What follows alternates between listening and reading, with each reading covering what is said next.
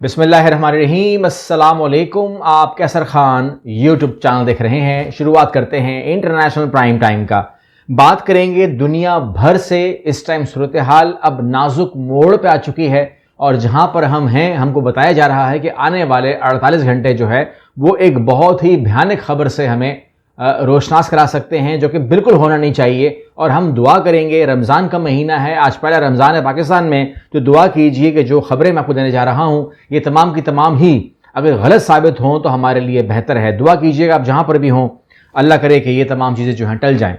यहाँ पर सबसे पहले मैं बात करूँगा समोट्रिच की। समोट्रिच कहते हैं कि जो कुछ भी ओस्लो अकॉर्ड के अंदर हुआ उसको हम अगली हुकूमत में ख़त्म कर देंगे। यानी कि हमने जो कहा था कि हम किसी हिस्से पर फ़लस्तीनी अथॉरिटी को मानते हैं वो हम नहीं मानेंगे। फ़लस्तीनी अथॉरिटी को डिसमेंटल कर दिया जाएगा, उनको मुल्क बदर कर दिया जाएगा, महमूद अब्बास ख़त्म हो जाएंगे, हुकूमत ख़त्म हो जाएगी, उनकी हुकूमत नहीं होगी, वहाँ पर इसराइली हुकूमत कायम होगी और उस ज़मीन के ऊपर कतई तौर पर हुकूमत नहीं मानी जाएगी और लोगों को भी वहाँ से रवाना कर दिया जाएगा, जिसको वो कहते हैं कि migration. Top Israeli ministers pushes for migration immigration for West Bank Gaza फ़लस्तीन, तो सबको निकाल दिया जाएगा। अब ओपनली हम कह रहे हैं कि ये तमाम चीज़ें ख़त्म हो जाएंगी और ये तमाम चीज़ें जो है गज़ा के लिए, गज़ा के लोगों के लिए ख़तरनाक हैं। लेकिन ये जो हम बना रहे हैं, फिर जो पीस कीपर फौज बनने वाली है, पाकिस्तान गज़ा जाने वाला है, ये क्या होगा फिर? हम तो उनसे लड़ने नहीं जा रहे, क्योंकि वहाँ पर भी कन्फ्यूजन है। और यहाँ पर सूरत हाल जो है वो ये है कि यूएस भी खामोश है। जब बात हो रही है एनेक्सेशन की, तो वहाँ पर जब इजलास होता है और बात होती है कि भाई ये आप गलत कर रहे हैं, नहीं होना चाहिए, 100 मुल्क कंडेम करते हैं, तो वहाँ पर अमेरिका ने ऐसा बिहेव किया जैसे कुछ हो ही नहीं रहा, जैसे इजलास चल ही नहीं रहा। वो हंस रहा था, वो अपने एंजॉय कर रहा था, वीडियो गेम खेल रहा था। और ये तमाम की तमाम चीज़ें जो हैं हो रही हैं कि एनेक्सेशन हो रहा है, महमूद अब्बास को निकालने की बात हो रही है, मगर उसकी खामोशी जो है, खामोशी भी आपको पता है कि रजामंदी की एक शक्ल है। और अमेरिका ने खामोश रह करके इस एनेक्सेशन को करने के लिए कहा करो यार, अब क्या लोगों ने करना है, मतलब अमेरिका के सामने और इसराइल के सामने खड़ा भी कौन होगा, तो इसलिए आप करो। ये लोग बोलते रहेंगे, आपने इनको सुनना नहीं है। अब यहाँ पर एक कॉल आती है डोनाल्ड ट्रंप की शहबाज शरीफ को कि अमेरिका आओ, हम आपसे बात करेंगे रिगार्डिंग वट एवर जो भी वहाँ चल रहा है, पीस चल रही है ना, पीस अमन चल रहा है वहाँ पर। तो आपको पता है एक पीस का दाई जो है वो डोनाल्ड ट्रंप है और एक नेतन्याहू है। Pakistan PM Sharif to seek clarity on troops for Gaza to in visit US. तो उसने कहा कि जी, शहबाज शरीफ ने कहा कि जी मुझे ये तो बताओ, हम अपनी फौज जब भेजेंगे उससे करना क्या है, बिकॉज पाकिस्तान कहता है कि जी हमारे क्लियर है, हम लोग बहुत क्लियर हैं, ये आप देख भी रहे हैं कि पाकिस्तान जो है वो पीस कीपर के तौर पर काम करना चाहता है, अमन कायम करने के लिए, कंट्रोल कायम करने के लिए काम करना चाहता है। लेकिन हम गजा के अंदर हमास को डिसआर्म नहीं करेंगे, ठीक है ना, हम अमन कायम करेंगे। और अमेरिका कहता है कि ठीक है जी आप अमन कायम करेंगे, लेकिन अमेरिका कहता है कि अमन के अंदर अमन के दुश्मन ही गजा हमास वाले हैं। तो अगर आप हमास को नहीं टैकल करेंगे तो फिर आप अमन कैसे कायम करेंगे? ऐसा नहीं हो सकता कि पाकिस्तानी फौज खड़ी हो जाए और हमास भी खड़ी रहे, तो मानते ही नहीं उनको, टेररिस्ट ऑर्गेनाइजेशन डिक्लेयर कर दिया उसको। तो ये तमाम, और आप टेररिस्ट से नहीं लड़ेंगे, तो ये तमाम चीज़ें जो हैं पाकिस्तान बहुत क्लियर है। और ये चीज़ जो है कहीं ना कहीं थोड़ी बहुत बदमज़गी या जो वो है, जो एक माहौल बना हुआ है बिटवीन पाकिस्तान एंड अमेरिका, वो ख़राब हो सकता है इस बात के ऊपर। बिकॉज पाकिस्तान के अंदर ये शायद इस बात को बर्दाश्त ना किया जाए कि हम लोग हमास से असला लेकर के छीन कर ज़मीन पर फेंकें और उनको उनके सामने बेयार मददगार छोड़ दें कि हाँ भाई इनको हमने असला ले लिया है, अब आपने जो करना कीजिए।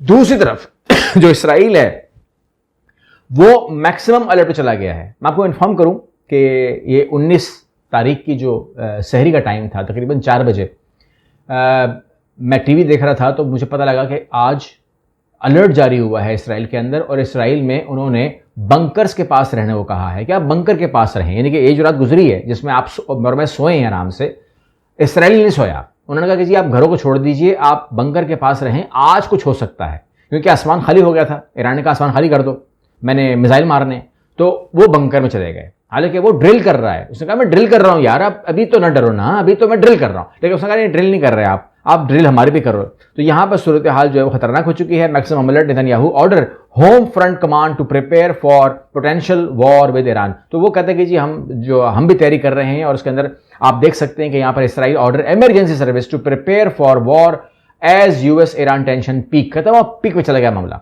तो हम भी जंग के लिए तैयार होंगे। अब आपको बताता हूँ ये जंग की तैयारी की बात कर क्या रहा है, तमाम चीज़ आपको मैं स्टेप बाय स्टेप रखूंगा इंटरनेशनल मीडिया से, ताकि आपके सामने क्लियर होती रहे, जल्दी जल्दी क्लियर होती रहे। हम इसको फास्ट करेंगे थोड़ा सा। Iran is getting ready for war with the US. पहली बात, ईरान को जितनी धमकी दी जा रही है, जितना भी इसको प्रेशराइज किया जा रहा है, वो ड्रिल के अंदर गुस्सा दिखा रहा है, वो अपने इक़दामात बढ़ा रहा है। वो कह रहे हैं कि जी हम ना एग्जाइल लेने वाले हैं, ना अली खामनाई कहीं जाने वाले हैं, ना प्रेसिडेंट कहीं जाने वाले हैं, ना हुकूमत किसी के हवाले करने वाले हैं, वो शाह साहब के, शाह ईरान के बेटे के, ना ही ऐसा कुछ होने वाला है। तो we will ready for war. अच्छा, मैं बताऊंगा इस वीडियो में कि ईरान के दिमाग में चल क्या रहा है, ये मैं आपको बताऊंगा, ताकि आपको आइडिया हो जाए कि ये चीज़ रुकावट डाल रही है हमला करने में अमेरिका के लिए। और ईरान जानता है कि अगर ये मैंने अचीव कर लिया तो ये शिकस्त, बड़ी शिकस्त हो सकती है उल्टा यूएस को। लेकिन ये कब है, कब होगा, कैसे होगा? ईरान ने इक़दामात लिए हैं। Iran is openly preparing for war with US in case talk collapse. कहता है कि जी वो ओपनली तैयार है, वो कहता है कि जी हम जंग में जाएंगे। What is Iran doing? तो उसने तमाम के तमाम जो एक्शंस हैं वो बता दिए कि deploying forces to Strait Hormuz, आबनाए हॉर्मुज को बंद करने की बात उसने कहा मेरी तैयारी कंप्लीट है, मैं कर लूँगा।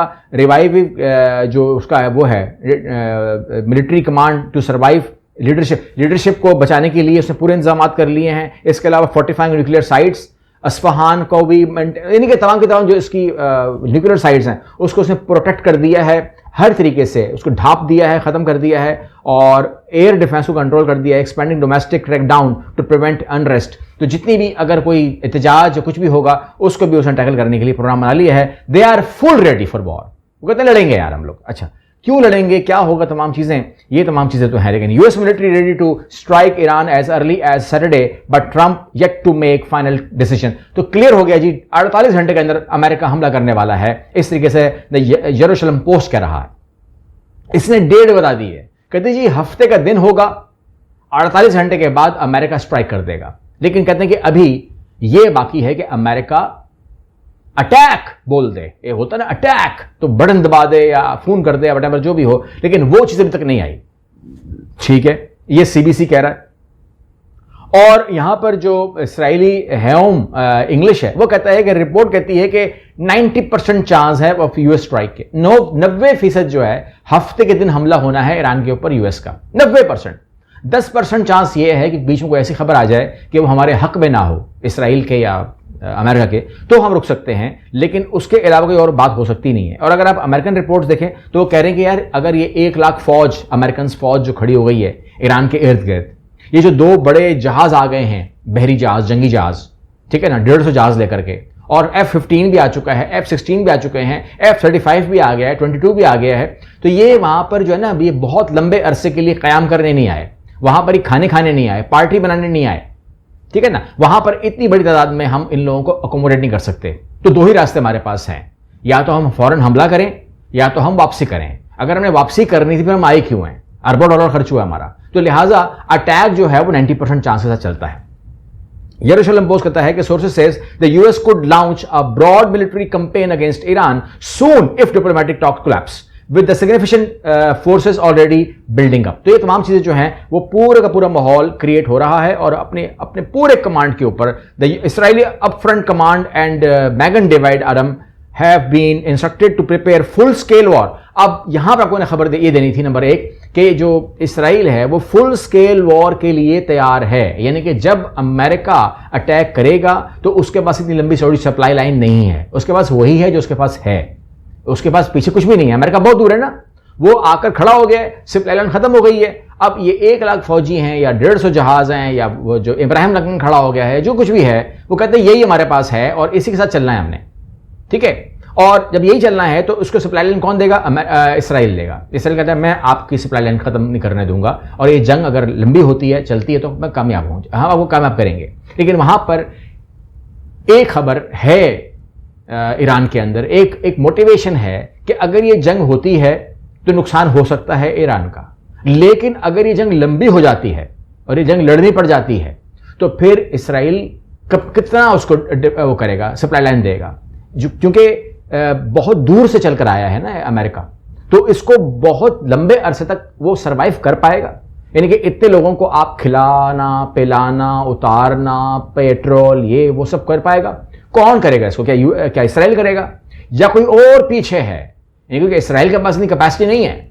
अगर कोई और मुल्क बीच में पड़ जाएं, यानी कि फॉर एग्जांपल हम चले नाम नहीं लेते, लेकिन अगर और सारे मुल्क बीच में पड़ जाएं तो सप्लाई लाइन खुले तो ये लड़ सकते हैं ना। फिर अमेरिकन तो अकेला अमेरिका कितना लड़ सकता है? सप्लाई लाइन के बगैर कोई नहीं लड़ सकता, सिंपल सी बात ये है।